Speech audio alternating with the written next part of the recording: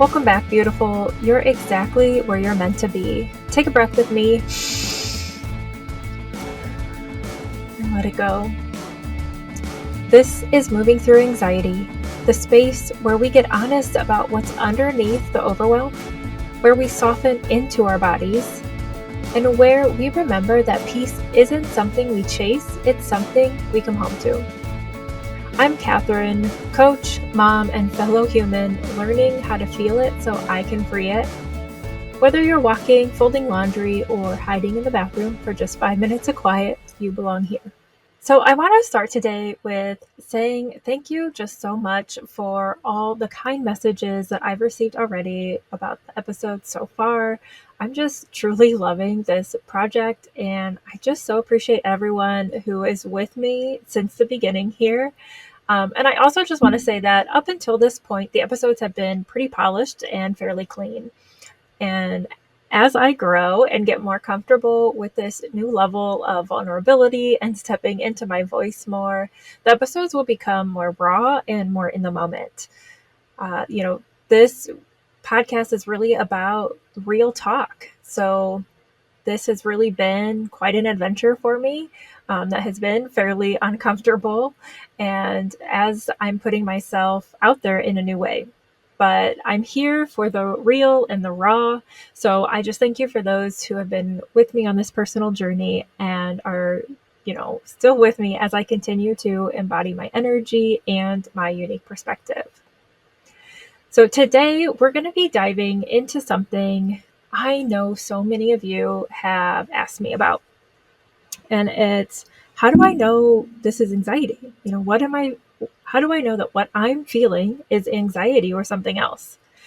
Maybe it's you're snapping at your kids more than usual, or procrastinating, or your body just feels off. It's not always those classic anxiety signs that people talk about. And I want to begin by saying that when you ignore your emotions, they will find a way to get your attention. And one way is through physical symptoms. So this episode is where we're going to walk through both the well-known symptoms and the more hidden ones that many women, especially moms, don't realize are anxiety and that I see fairly often. And I want you to know that awareness is key. Awareness is the first step to reclaiming your peace. All right, so let's dive in. If you've ever lain in bed running through 47 what-if scenarios before you fall asleep, you're not the only one. We're going to start with some of those more common signs.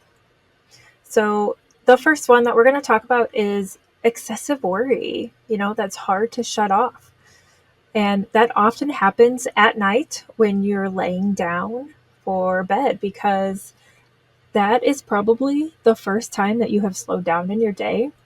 And that's why your mind all of a sudden is replaying all these things. It's replaying things from your day. It's replaying things from last week. It's replaying things from 7 years ago, because you haven't slowed down until you've laid down to go to sleep. And that's why that happens. But when you build in little moments throughout your day to slow down, to check in with yourself, that's going to become less and less. Another common one, muscle tension, jaw clenching, right? The tight jaw. Check in with yourself. The muscles in your shoulders and neck. Okay. Along with the first one, sleep troubles. That's either trouble falling asleep or staying asleep, right? So 3 a.m. is often the anxiety hour, and that's kind of when it wakes us up and tries to get our attention. Then there's feeling fatigued, even when you have slept enough. And this can be because of high and low cortisol levels. That can definitely be a factor there, along with other things. When I work with people one-on-one, we dive into their symptoms and kind of discern and decipher which ones might be anxiety related and which ones might be something else and need to be addressed differently. So these aren't really blanket statements. Again, this is just to build awareness.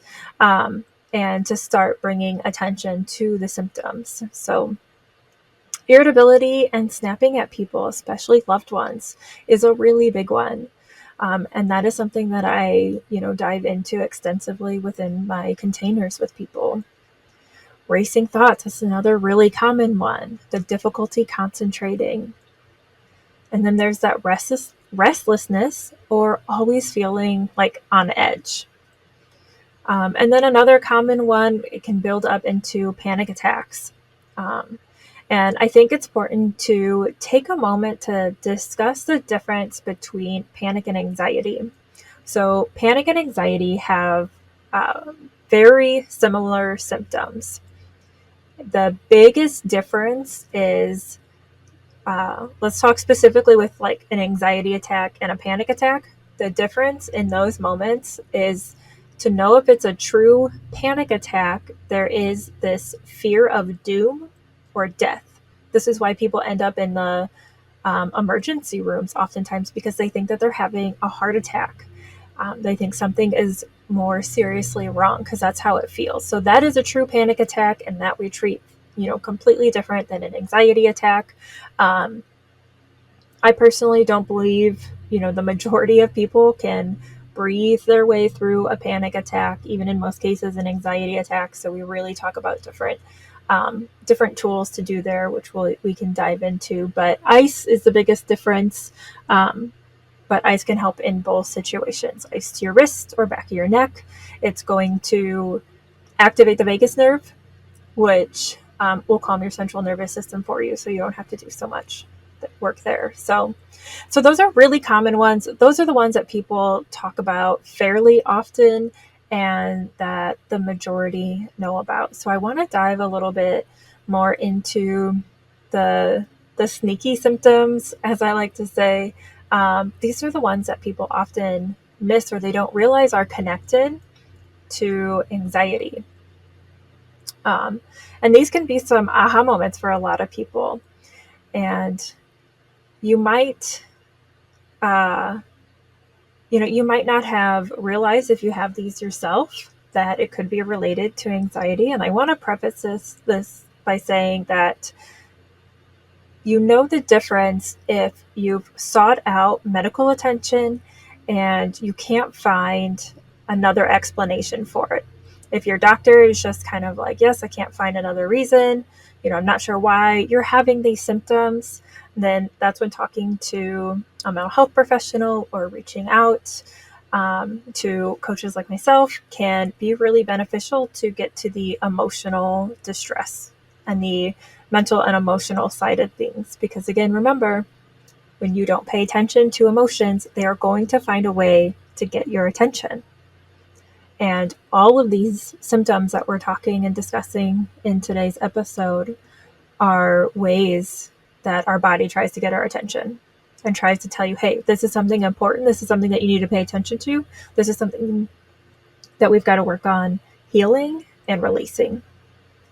All right. So you might, kind of find yourself in what you would call a busy season, right? But what if it's actually your nervous system just asking for support?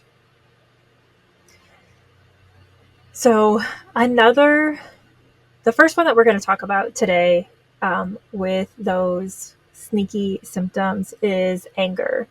And I want to start by saying anger could be its whole episode later on down the road because it's also a secondary emotion. And I'm going to talk about it as what I call the explosion. So when I'm working with women one-on-one, we go through this activity where I talk about suppressed emotions and I talk about a volcano. And we talk about the volcano in terms of our body. When we suppress emotions over years, over decades, it builds up and we end up exploding. And that explosion will leak onto loved ones, right? So we talked about that irritability before. We talked about the snapping at loved ones. That's one way for the explosion to occur. Another way is anger. And for me, this was a huge aha moment. This was a really big wake-up call for me the day I realized that I didn't have an anger management issue. What I had was built up anxiety that was just coming out and releasing or exploding with anger. And that's why I was snapping at loved ones. When I got underneath the anger and I started to ask myself, what am I really feeling? What's really going on? It was a lot of disappointment, frustration, and anger that was just building up over time. And then when I would get overwhelmed, that's when the snap would happen, because it's not just stress, it's a sign of overwhelm, and it's a sign that it's been building. Another big one that I see often are headaches. And a lot of people don't associate this, but that tension, we talked about the tension before, that's going to build, it's going to create the headaches. Dehydration is also important. Usually when we're overwhelmed and we're busy and we're rushing and we're going, we don't take care of ourselves. We don't give ourselves the sunlight and the water that we need, right? My husband always tells us that we are plants, and we need to get our water in and get the sunshine. The headaches can also be a sign of lack of rest. So it's really just discerning and deciphering what it means for you. Another big one is decision fatigue. And it's just that mental burnout from overthinking every little thing, or moms taking everything on, trying to make all the decisions, especially in their business and at home. This could also be a whole nother episode of, not asking for help, relying on your partners, relying on your team members as well.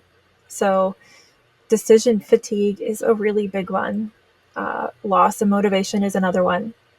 It's not laziness. It's just your nervous system is exhausted. And until you start releasing some of that, you're not going to have the capacity to get the things done that you want to do. You're not going to have that momentum. Which leads us to procrastination as well. So especially on tasks that feel emotionally heavy, we're going to procrastinate.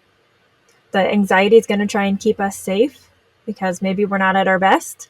So we're going to procrastinate on that task, which then can lead us to a social withdrawal. We're not wanting to text back or show up for loved ones or just, be on anymore. So then we have that social withdrawal. And don't get me wrong, it's important to rest and things like that, and there's a difference there, but it's when you don't want to do those things because you just feel so drained and emotionally exhausted. And then there's memory issues can be another one, that brain fog, or maybe just forgetting to do basic things. When our mind is constantly moving and all the tabs are open, maybe we didn't hear something someone said, or it just makes it really hard to focus and to concentrate, like I mentioned before too. Substance abuse can be another one. Caffeine overload, drinking wine every night, right? We use those as ways to avoid or to get us going, right? With the caffeine and the coffee, we aren't resting well, if we're dehydrated, things like that, then we're going to try and get those caffeine boosts, whether it's through coffee or the Diet Coke, things like that, right? And then digestive issues is a really big one. Stress in the gut is not helpful. Our gut and our brain are connected, and we're going to have a whole episode dedicated to this here in a couple weeks that I'm super excited about. So stick around for that. But there's a connection there, and it's really important to get right with your gut so that you're not having those anxious symptoms either. And that can also be lumped in with poor diet and immune issues.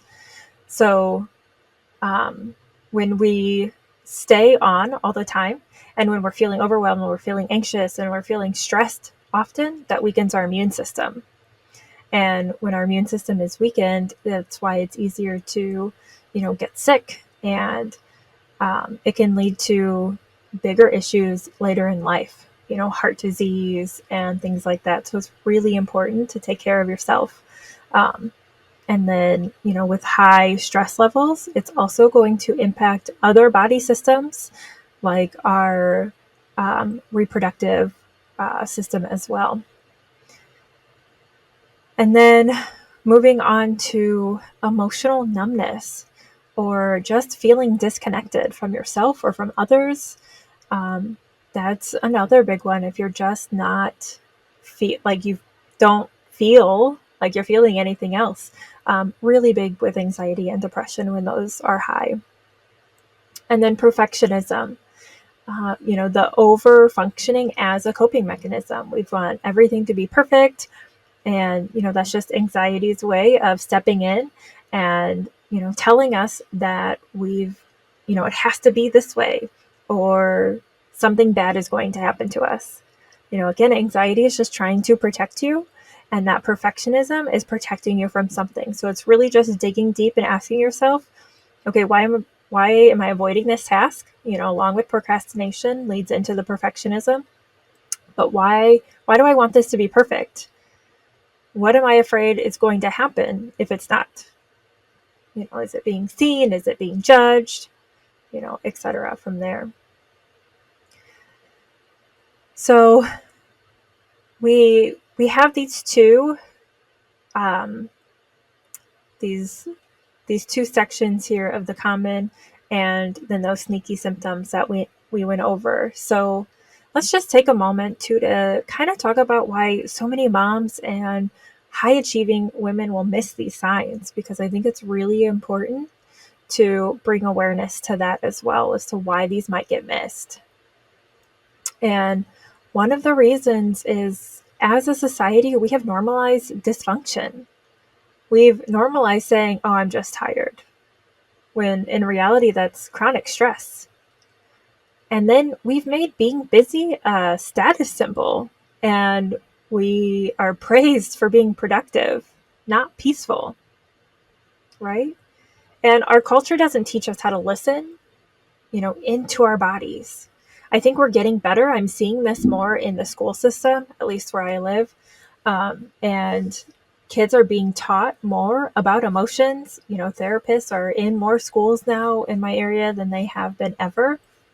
Some school systems have calm down rooms, which I think is great.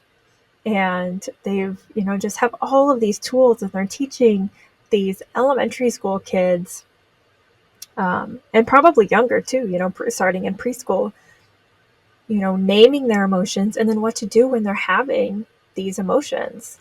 And they're teaching them how to listen to their bodies, how to name it, how to calm it, and how to move through it, which I think is great. But, up until now, up until these kids that started coming into the school system in maybe as early as 2024. I mean, probably earlier, but that's the first time that I've recognized it, at least in my area. The rest of us have had to learn how to do it ourselves. And, that's where I'm at, learning how to feel it and get through it.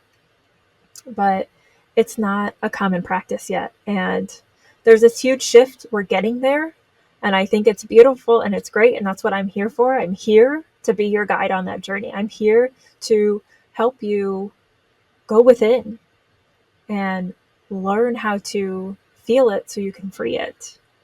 Because that's what we've got to do. We've got to stop avoiding. We've got to stop ignoring these emotions.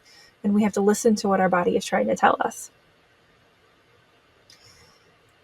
And then lastly, a lot of times these anxiety symptoms are going to just mimic everyday life stuff, the busyness. We're told, oh, it's just, we're hormonal, especially as women, right? Etc. Things like that.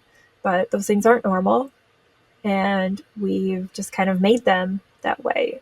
And I think more and more we are seeing women who are starting to question that and are not accepting that anymore. And I think that's great. I love it. All right. So what can you do, right? So let's talk about a few things that can kind of help you get through when you're feeling this anxiety. And the very first thing you've got to do is you have to name it. You have to say what's actually going on. You have to take your identity out of it by saying things like, okay, this is anxiety showing up. This is anxiety trying to get my attention. I am feeling anxious right now. Stop saying I am anxious. I am feeling anxious right now. That's taking your identity out of it. That is putting a separation between you and the feeling. And then track your symptoms. Track them with compassion, not judgment. So one tool that I give the women I work with in my containers is a mood journal. So I just ask them to start tracking their emotions. Oftentimes we do this with emotions. You can do it with symptoms. Either way, starting out with emotions, you just take your top 1 to 3 emotions that you had that day, and then you rate them on a scale of 0 to 10, 10 being the worst, 0 being non-existent. And you just start to see how are you really feeling. See how often you're actually feeling anxious too. How many days out of the week are you? And then you can look for patterns. Oh, I'm always feeling anxious on Sunday, right? The Sunday scaries. And then from there, when you also reflect on your day, you can see, oh, I didn't have a terrible day. I was feeling anxious for that moment, but when I thought back on it, it didn't take up my whole day, because our brains are hardwired to focus on the negative. So when we can shift that at the end of our day, it also can help us sleep. And then from there, tack on to tracking those symptoms. Okay, when I felt anxious, how did that show up for me? Because again, awareness is key. And you're just aware of it. Okay, now I know. This is how it showed up today. And it doesn't mean anything about me. That's accepting it without judgment. It's just, this is how it showed up. This is what came up for me. And you breathe into those small moments of awareness. When you start to do this at the end of your day, you're going to start to do it throughout your day. This will become a new habit. And then when anxiety shows up, okay, I'm feeling anxious right now. Oh, this is what's showing up for me. Without judgment. You're not telling yourself you're stupid or ridiculous for feeling this way. That's just what's coming up. And then you use grounding or nervous system tools to help you do so, to help you shift so you don't stay stuck in a spiral. And you can grab my free audio series. That's going to teach you exactly how to do this. All right, so anxiety doesn't always look like panic. Sometimes it's going to look like procrastinating on the one thing you care about, or snapping at the people that you love most, or maybe feeling like your brain's in a fog that you just can't clear. And I wanted to take time to go over this today because I've noticed that so many people didn't really understand the symptoms of anxiety. And so that's why I wanted to take an episode to go over it. And we're going to take some of these and break them down and dig deeper into them in future episodes. So stick around for those. But here's what I want you to know today. You're not broken. Your body is communicating, and you're not alone in this. And I'm so glad you're here. I'm cheering you on from afar, always.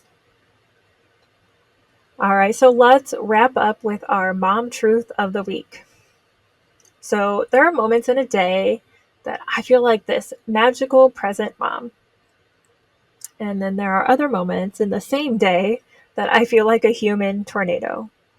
And both are true, and that's okay. Thank you so much for being here with me today. If this episode gave you a little light bulb moment, I'd love if you shared it with another woman in motion who's ready to move through anxiety with more grace and self-trust. And until next time, don't forget to grab my free audio series, Stop the Spiral. It's quick, and it's a body-based tool system to calm your mind and regulate your nervous system in 3 minutes or less. Because when you can shift from anxiety to calm in the moment, it creates the ripple effect your home and your business needs. And before you go, let me remind you, you're not broken, you're not behind, you're becoming. Let's keep moving through it together. And just one last thing, just a quick disclaimer. This podcast is for educational purposes only and is not a substitute for professional mental health advice or therapy. Please reach out to a licensed provider if you need further support.